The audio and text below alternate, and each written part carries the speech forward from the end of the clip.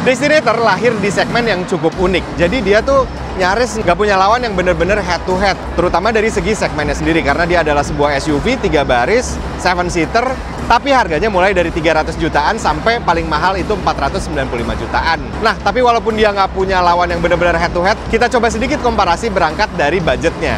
Yaitu kita pilih yang versi paling mahal sama ada mobil satu lagi nih teman-teman.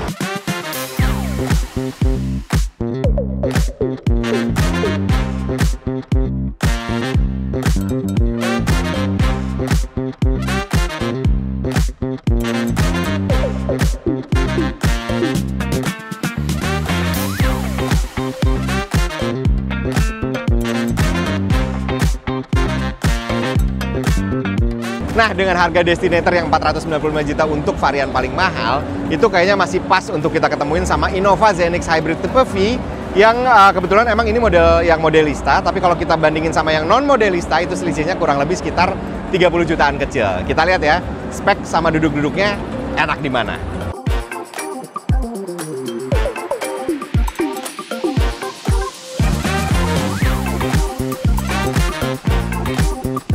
Nah, Destinator itu datang dengan bekalan mesin yang cukup menarik sebenarnya.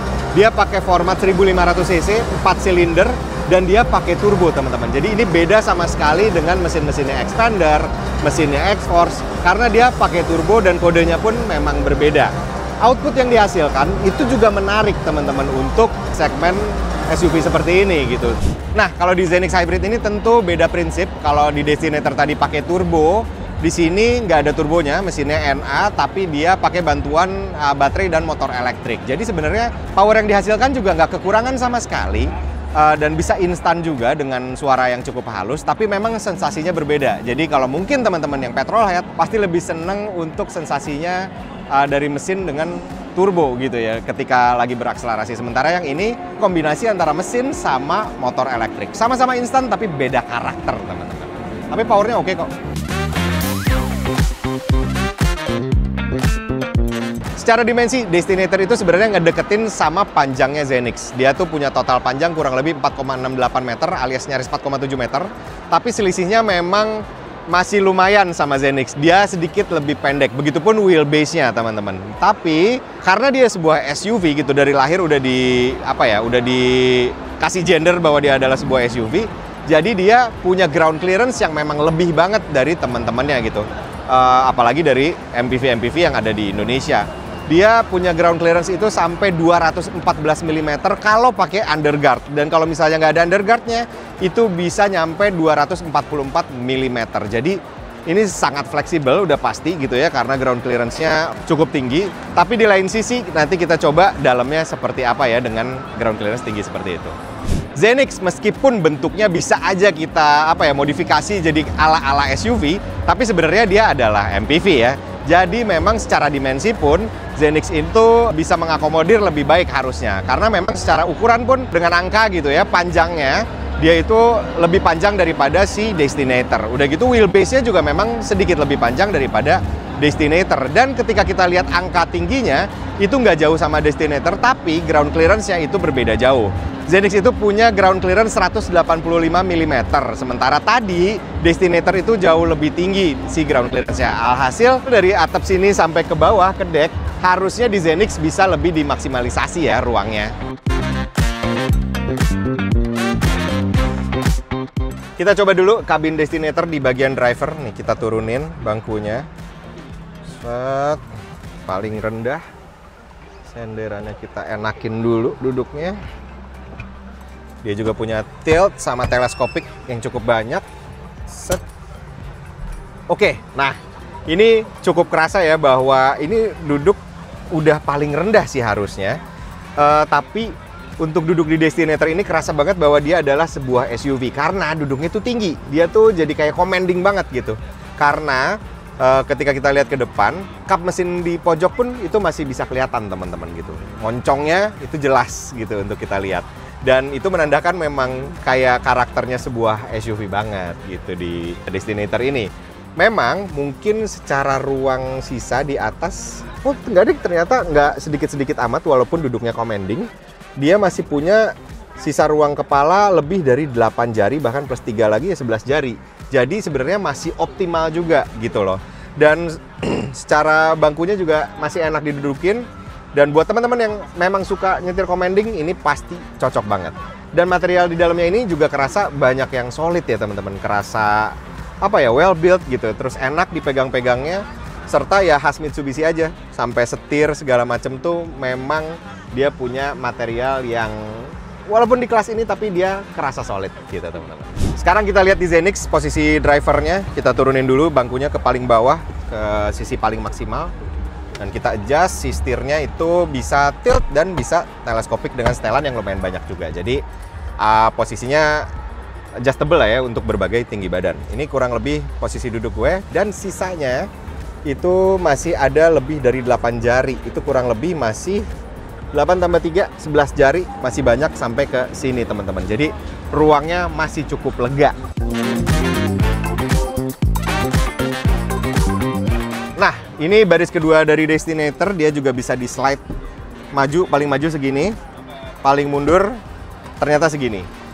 Terus ini tadi posisi duduk gue 170 cm, kita lihat sisanya adalah 8 plus 1 jari lah kurang lebih. Memang bukan yang ekstra banget, karena nggak bisa di slide lebih panjang lagi ke belakang. Tapi sebenarnya hal ini juga udah cukup banget untuk sebuah SUV. Jadi gue yang tingginya segini pun masih bisa terakomodir dengan baik.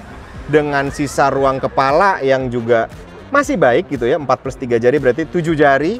Dan recliningnya sendiri, nah ini emang mentok segini sih teman-teman, nggak bisa sampai rebah banget gitu. Tapi ini sudut sandarnya udah cukup nyaman. Dan ternyata cukup leluasa juga, serta punya visibilitas yang baik. Karena jendelanya besar-besar, door trimnya nggak terlalu tinggi. Dan ya nyaman lah, apalagi masih ada panoramic sunroof juga. Dan AC-AC-nya ada di samping juga gini teman-teman. Terus ada ini segala lagi, ada meja lipat baik di kanan maupun di sebelah kiri gitu. Walaupun di sini nggak ada rear seat entertainment. Oke, untuk posisi duduk di belakang ini masih defaultnya ya. Kita kalau kita majuin posisi duduknya, kalau kita paling maju ini segini, paling mundur ini bisa segini teman-teman. Dan bisa nyisain legroom yang benar-benar banyak dengan posisi duduk gue di sini 170 cm. Tapi kalau kita ukur secara normal aja segini, nah supaya nanti baris ketiga kita bisa cek juga, kita sisain 1, 2, 11 jari lagi, kita sisain 11 jari. Di sini gue bisa duduk sangat nyaman dengan ruang kabin yang juga kerasa leluasa gitu loh, karena ada panoramic sunroofnya juga. Udah gitu memang secara ruang di Zenix ini kerasa lebih cozy gitu ya, karena besar-besar gitu teman-teman. Karena ini bukan SUV, balik lagi duduknya pun nggak yang terlalu staging, nggak terlalu berundak ke belakang, melainkan masih kerasa kayak sepantar dengan yang depan. Terus kita dari door trim gitu ya, ngelihat keluar itu enak, visibilitasnya dari bahu juga nggak terlalu jauh. Kita masih tinggian bahunya daripada door trimnya. Terus selain itu di belakang ini juga punya bangku yang benar-benar suportif. Udah gitu kita juga bisa recline, banyak banget ini senderannya. Dan punya slider yang panjang juga ya tadi. Walaupun memang ini bukan captain seat, tapi masih berupa bench seat. Tapi sama ya sama Destinator, nggak ada juga yang captain seat. Cuma memang armrestnya di sini, armrest ngaplek teman-teman yang kesini. Kalau di Destinator, itu dia selain armrestnya bisa dibuka banyak, sampai kita bisa akses ke belakang gitu tangannya, dia juga cukup kokoh untuk berdiri gitu, armrestnya gede. Dan kalau kita lihat fiturnya di sini, ada 2 rear seat entertainment, ada controller AC juga di belakang, ada beberapa slot charger, dan ya kurang lebih seperti itulah fitur-fiturnya. Jadi double blowernya juga dari samping-samping sini.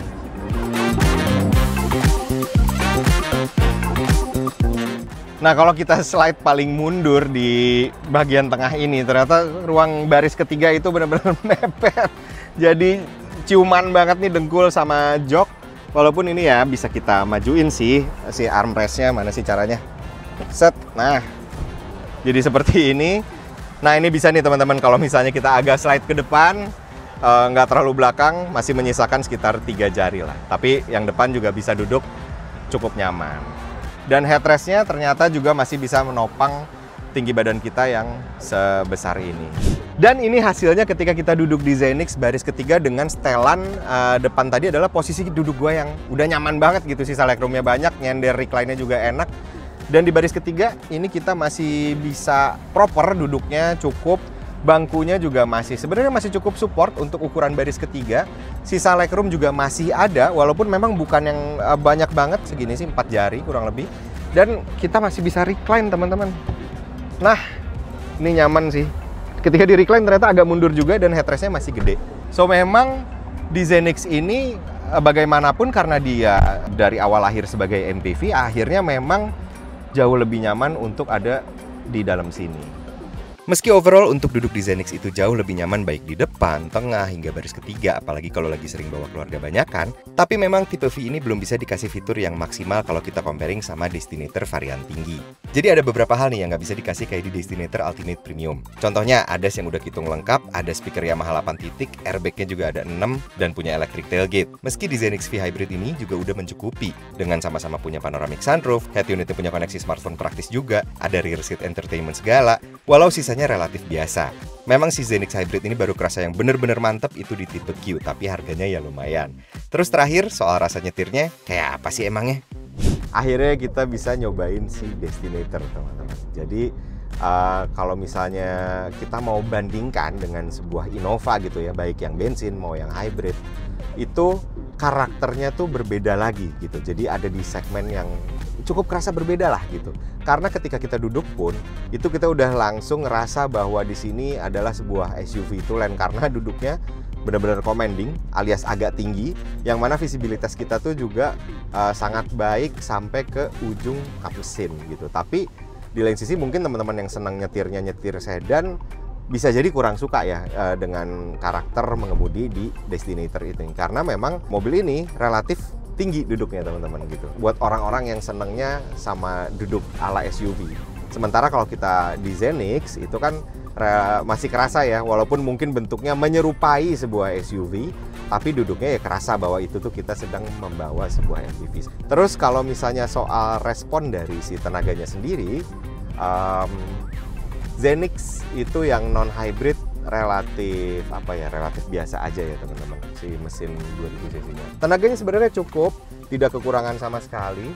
Terus kalau yang hybrid juga apalagi dia makin instan lagi tenaganya karena ada bantuan motor listrik. Tapi kalau di sini dia mengandalkan mesin 1500 cc turbo gitu loh. Jadi prinsipnya pun sudah berbeda sama sekali dengan Zenix. Jadi untuk teman-teman yang senang tenaga instan tapi bukan berasal dari motor listrik, ya ini bisa membuat teman-teman lebih senang bisa jadi, karena tenaga instannya tuh datang dari turbo gitu ya. Kayak kita bejek sedikit nih, set, kita urut aja santai, tenaganya itu langsung isi si Destinator ini tuh. Dia spooling di RPM yang nggak terlalu tinggi, dia langsung isi instan gitu, dan kita masih bisa ganti modenya ke mode tarmac dengan respons yang lebih sensitif lagi si throttle-nya. Jadi ini gue cuman dikit nih ya, set, pencet dikit gitu throttle-nya, dia udah langsung ngacir tuh 75, 78, 80